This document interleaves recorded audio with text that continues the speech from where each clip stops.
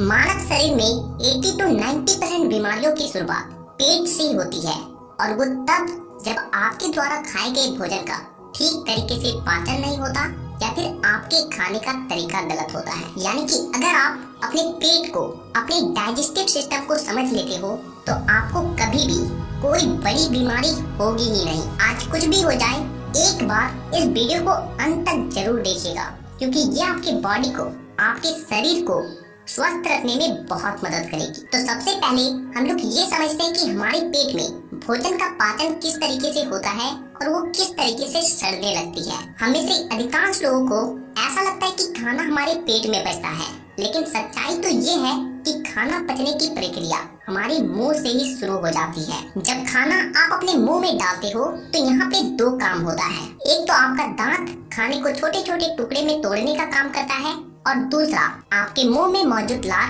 खाने को सॉफ्ट और मुलायम बनाकर पचने में आसान बनाती है। अब आपने खाने को अगर ठीक तरीके से नहीं चबाया है तो खाने को सड़ने का पहला गलती अपने मुंह से ही कर चुके हैं। खाना लगभग 25 सेंटीमीटर लंबी आहार नली से होकर पेट में पहुंचती है। आहार नली के आखिरी सिरे पे एक गेट की तरह होता है जो कि खाने को नीचे उतारने के बाद अपने आप ही लॉक हो जाता है ताकि खाना आहार नली से दोबारा ऊपर जाना पाए। अब जब खाना आपके पेट में आता है तो यहाँ भी आपका पेट दो अहम कामों को अंजाम देता है। पहले तो आपका पेट HCl नाम का एसिड छोड़ता है जिसे हम लोग पाचक रस के नाम से भी जानते हैं। जो खाना आप खाते हैं उसमें कई सारे पोषक तत्वों के साथ साथ कई सारे बैक्टीरिया भी मौजूद होती है जो कि काफी हद तक आपके शरीर को नुकसान पहुंचा सकती है। इसीलिए आपके पेट के द्वारा छोड़ा गया एसिड खाने में जितने भी उपस्थित बैक्टीरिया होती है उसे पेट के अंदर ही मारने लगती है और जब लोगों में ऐसा नहीं होता है तो उल्टी और दस्त जैसी समस्याओं का सामना करना पड़ता है। फिर ये पाचक रस आपके खाने को पचाने का भी काम करता है,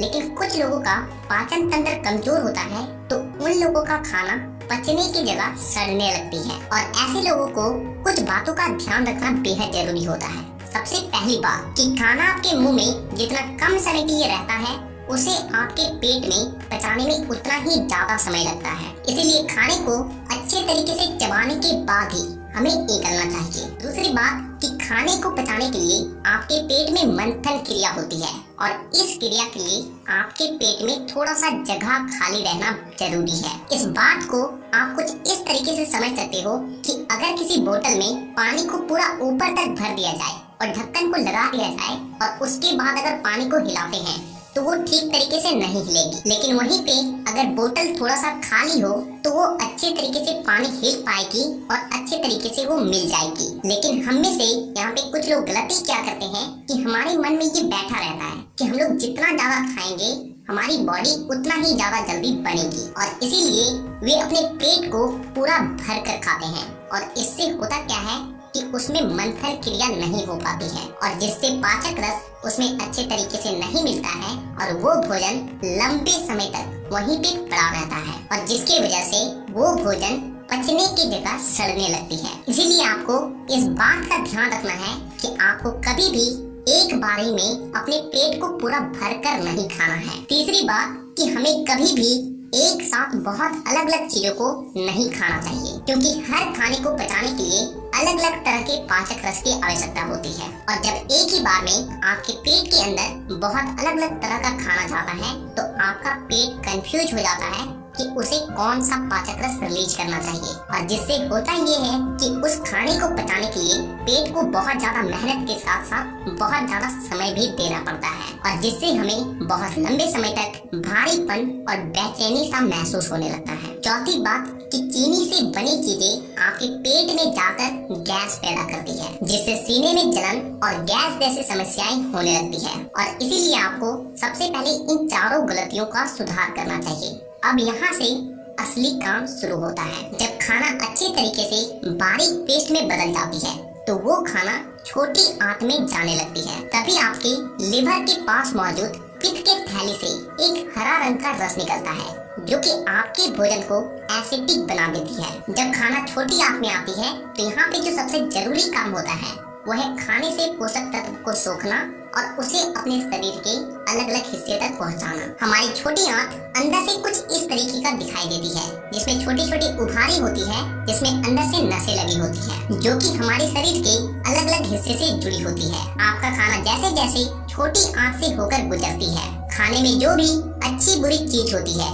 वो छोटी आंत के द्वारा सोख लिया जाता है, और जिससे उसमें जितने भी पोषक तत्व होते हैं वो हमारे पूरे शरीर में फैल जाती है। और फाइनली आपका खाना बहुत लंबा सफर तय करने के बाद जो बेकार चीजें बचती है उसे बड़ी आंत में भेज दिया जाता है। और यहाँ पे भी आपको कुछ बातों का ध्यान रखना बेहद जरूरी है। सबसे पहली बात कि जब बचा हुआ खाना छोटी आंत से बड़ी आंत में जाती है तो उसे यू टर्न लेकर ऊपर चढ़ना होता है। और आप ये जानते होंगे कि किसी भी चीज को ऊपर की ओर चढ़ने में ज्यादा बल लगता है। जो लोग बहुत ज्यादा चलना फिरना या फिर एक्सरसाइज वर्कआउट करते हैं उनके शरीर में तो ये काम बहुत ही आसानी से हो जाती है, लेकिन जो लोग दिन भर एक जगह बैठकर काम करते हैं उसके लिए ये काम मुश्किल हो जाता है। और इसीलिए आपको पूरे दिन में 20 से 25 मिनट फिजिकल एक्टिविटी किसी भी तरीके का जरूर ही करना चाहिए। आप चाहे वर्कआउट करें, एक्सरसाइज करें, रनिंग करें या फिर कुछ भी करें।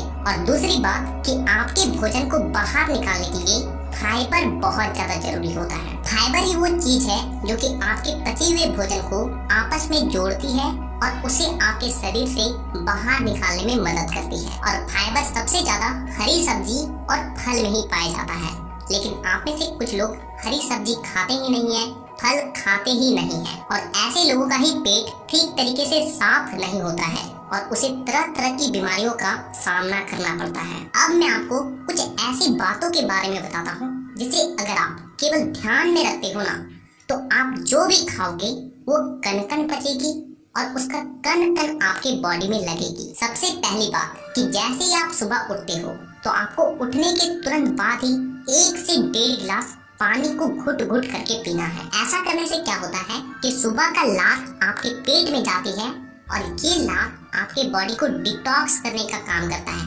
आपके शरीर में जितनी भी गंदगी है उसे बाहर निकालने का काम करता है। आप में से बहुत से लोग लार को बहुत ज्यादा मामूली चीज समझते हैं, लेकिन इसी लार के ऊपर अष्टांग हृदय पुस्तक में 1800 पन्ने लिखे गए हैं। आप सोच सकते हो कि लार में कितने ज्यादा औषधीय गुण होते हैं। दूसरी बात कि खाने के तुरंत बाद पानी कभी भी ना पिए। देखिए, जब हम लोग खाने के तुरंत बाद पानी पी लेते हैं तो हमारे पेट में जो पाचक रस होता है वो बहुत ज्यादा पतली हो जाती है और जो कि हमारे भोजन को ठीक तरीके से तोड़ नहीं पाती है, और जिससे हमारा भोजन पचने के बजाय सड़ने लगती है और इसी से हमें गैस, अपचन, कब्ज जैसी समस्याओं का सामना करना पड़ता है। इसीलिए आपको खाने के तुरंत बाद पानी कभी भी नहीं पीना चाहिए।